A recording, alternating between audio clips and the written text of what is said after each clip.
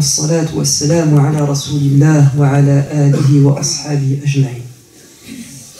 Nous allons parler aujourd'hui d'un comportement qui fait des ravages et qui nous fait beaucoup de tort et de mal, que ce soit dans les familles ou dans les relations fraternelles.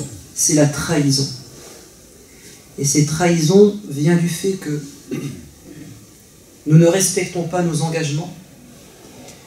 Quand on promet, on n'est pas fidèle à ses promesses. Quand on s'engage, on ne va pas jusqu'au bout. Et ça, c'est très grave. Et c'est contraire au principe de l'islam. Il y a une parole du prophète qui est assez perturbante, voire même choquante, mais c'est la réalité. Le prophète nous dit, c'est une parole authentifiée par le Bukhari et Muslim, vous reconnaîtrez l'hypocrite à 3 signes distinctifs. Quand il parle, il ment. Quand il donne une promesse, il ne la respecte pas. Et quand on lui confie une chose, une responsabilité ou une chose matérielle, il trahit. Et ce n'est pas à prendre à la légère, parce que le prophète a dit, et même si cet homme ou cette femme prie et jeûne et qu'il prétend qu'il est musulman, il ne l'est pas, c'est un hypocrite. Ce n'est que de la façade, parce que l'islam, c'est la foi et la pratique. Et on a un jour dit au prophète, ô messager de Dieu, est-ce qu'un croyant peut être peureux, poltron? Il a dit oui, c'est possible. On peut être un croyant véritable et puis on a une faiblesse. C'est un caractère, on est peureux. Est-ce qu'un croyant peut être radin? Il a dit c'est possible. Il se peut qu'une personne aime beaucoup l'argent et il a du mal à donner, mais ça reste un croyant. Est-ce qu'un croyant peut être menteur? Il a dit non, c'est impossible. Un croyant, par définition, il est sincère. Sincère avec Dieu, sincère avec les gens. Et s'il lui arrive de mentir, parce qu'on est pécheur par nature, s'il lui arrive parfois de ne pas remplir ses promesses, alors il demande pardon. Et ça ne se répète pas souvent. Mais quand on ment comme on respire, qu'on est un menteur professionnel, un mythomane, et qu'on en est fier, et qu'on se vante d'arriver à nos objectifs grâce au mensonge, à la trahison, on ne peut pas être un croyant et un musulman. On est un hypocrite. C'est comme le fameux hadith qui nous dit « Le musulman, c'est celui dont on est à l'abri de sa langue et de ses mains. » Quelqu'un qui frappe les gens, qui vole de ses mains. Quelqu'un qui, avec sa langue, fait du tort aux gens. C'est pas un musulman. C'est pas un musulman. C'est un hypocrite. Parce que vous avez le musulman, l'hypocrite et le non-musulman. Le non-musulman, on sait ce que c'est. L'hypocrite, c'est celui qui reconnaît l'islam. Il le reconnaît par sa langue. Il dit que Dieu existe, que Mohammed est son messager. Il le dit, il le reconnaît. Mais c'est une reconnaissance théorique. Le musulman, c'est celui qui connaît, et non pas qui reconnaît.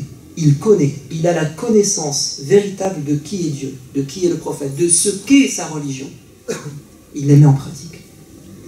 C'est pour ça que dans le Coran, chaque fois que Dieu nous rappelle à l'ordre en nous disant « Remplissez vos engagements, allez jusqu'au bout, ne trahissez pas », il rattache ces préconisations à la foi. Par exemple, dans le verset 34 de la sourate 17, « Soyez fidèles à vos engagements, car vous aurez à rendre des comptes. » Donc Dieu nous dit, remplissez vos engagements parce que. Et c'est intéressant, la justification, parce qu'elle est rattachée à la foi. Vous allez rendre des comptes.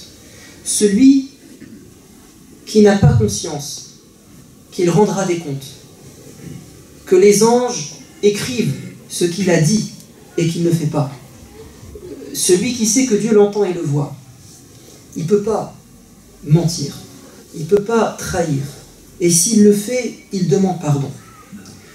Dans un autre verset, « Ô vous qui avez la foi, respectez vos contrats. » Que ce soit des contrats de travail ou le contrat de mariage, vous vous êtes engagés. Vous devez respecter vos contrats. Vous qui avez la foi. Celui qui n'a pas la foi, il se peut qu'il ne respecte pas.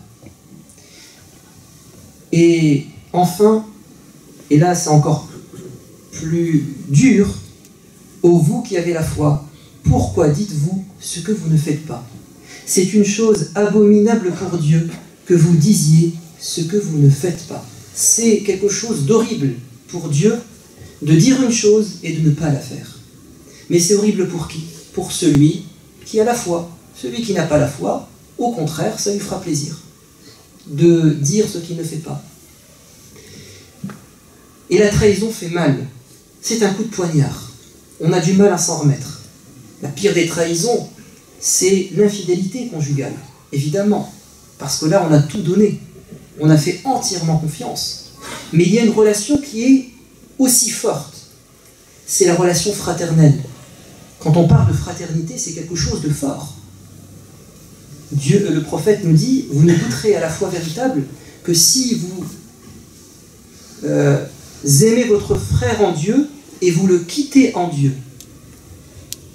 Donc la relation entre deux musulmans dignes de ce nom, c'est une relation authentique et elle implique que quand on s'engage vis-à-vis de notre frère, on va jusqu'au bout.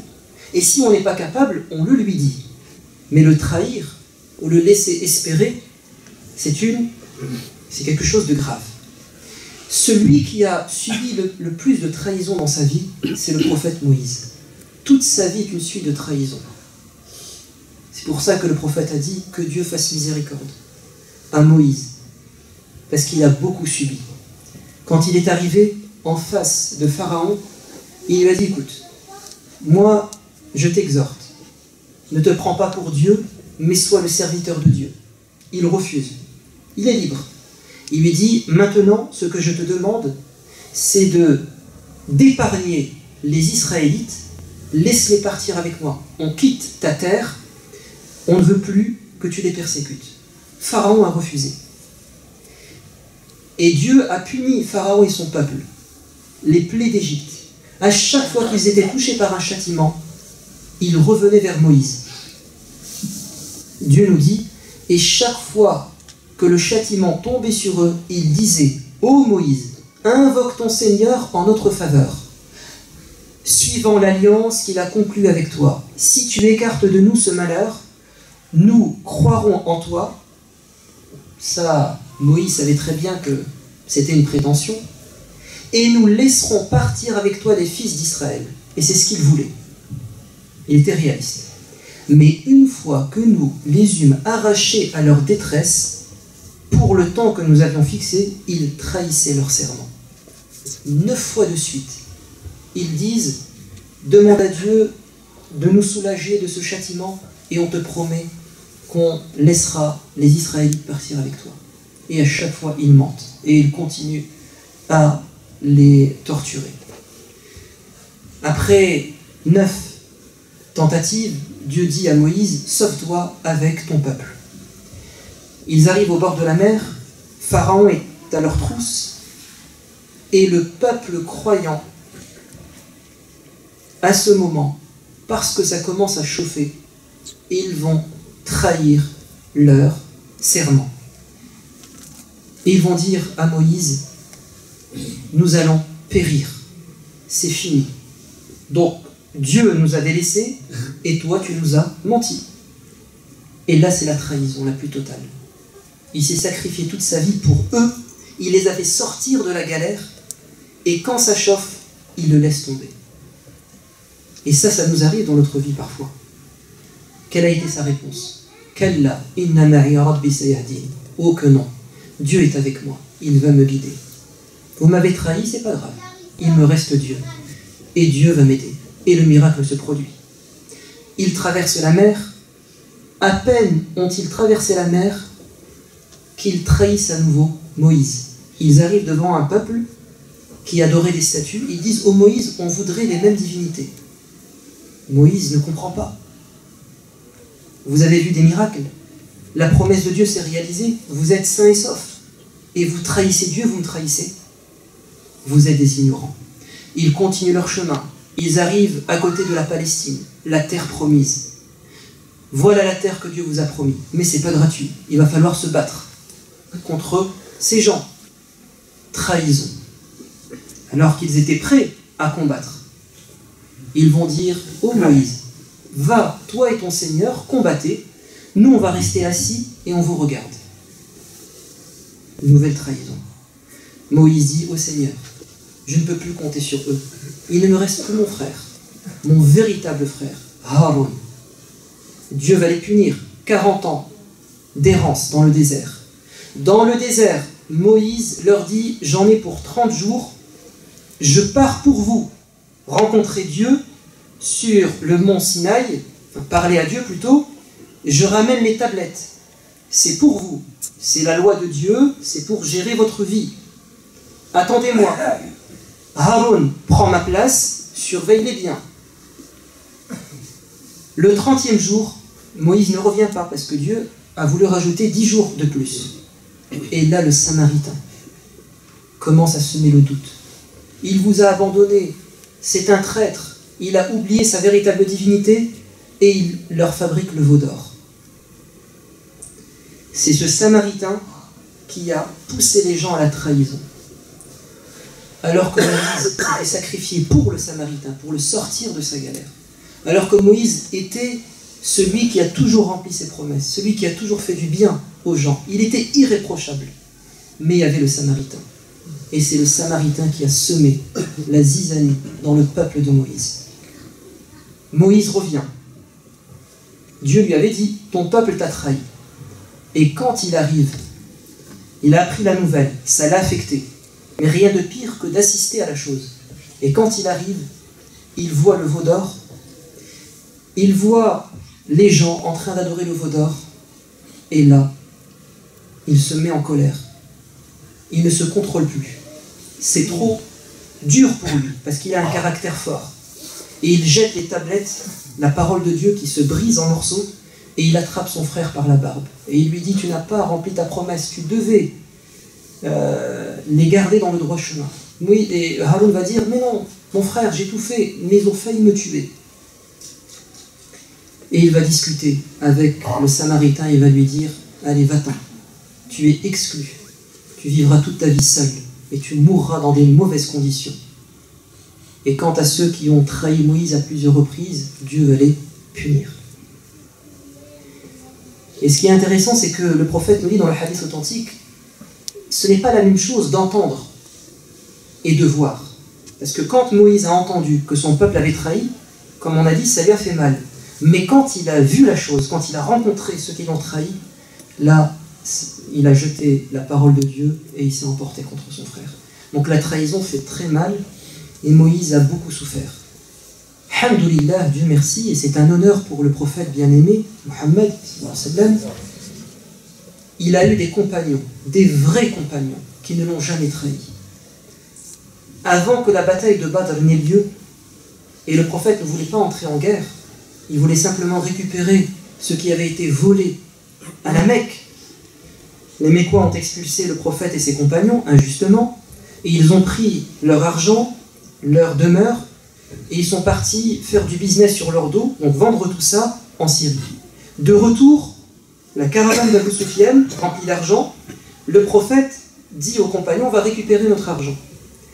La caravane réussit à s'enfuir, et c'est une armée de la Mecque qui vient à la rencontre du prophète. Le prophète ne voulait pas se battre. Il dit aux compagnons: qu'est-ce qu'on fait? Est-ce qu'on va quand même se battre, ou bien on revient à Médine? Les Muhajiroun, ceux qui ont été exilés, expulsés, à savoir Omar et Abu Bakr, disent: prophète, on se bat. Le prophète, il dit: d'accord, je savais que vous alliez me dire ça. C'est tout à fait normal, parce que vous avez été expulsés, donc vous en avez contre eux, c'est votre argent, c'est tout à fait normal. Mais moi, je veux entendre les Ansar, ceux qui nous ont accueillis, parce que eux, n'ont pas souffert à cause des Mécois. Eux, ils ont leur bien.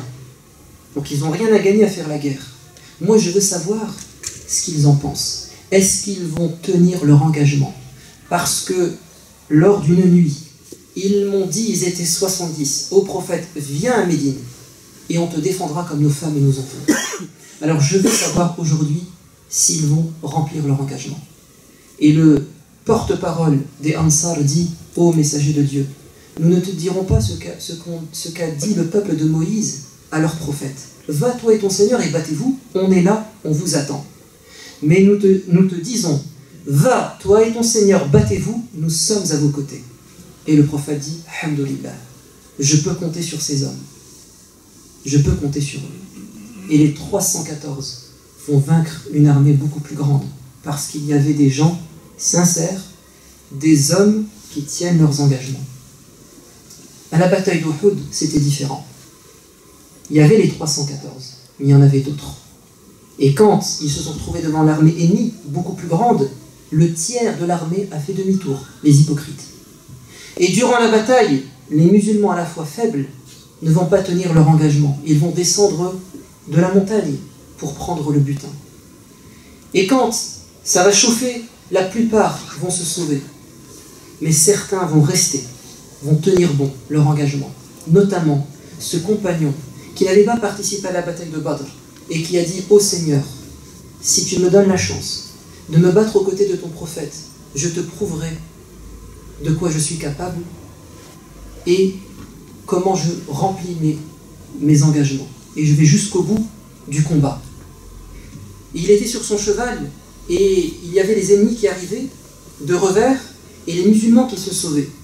Et il va dire au Seigneur, pardonne à ceux-là, les musulmans qui tournent le dos, et je me désavoue de mes ennemis. Et il va foncer et il va mourir martyr.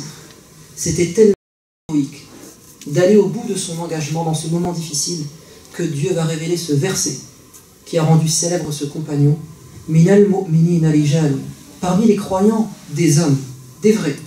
Sadaqu ma ahadullah alayh, ils ont été sincères dans leur engagement avec Dieu. Faminhum man qada nahba, parmi eux, certains sont tombés, ils sont morts. Wa minhum man yantazir, et d'autres attendent leur tour. Et ensuite Dieu nous dit ceci afin de distinguer les hypocrites des gens sincères. Alors nous sommes testés dans notre vie. Sommes-nous des Samaritains, des hypocrites, ou sommes-nous des gens qui avons des principes, qui avons la foi et qui faisons notre possible pour aller au bout de nos engagements? C'est très important ce qu'on vient de dire, parce que on a beaucoup de défauts et on va rarement au bout de nos paroles et de nos engagements, et ça fait des problèmes. Donc il faut faire une autocritique et se faire violence pour être véritablement des croyants.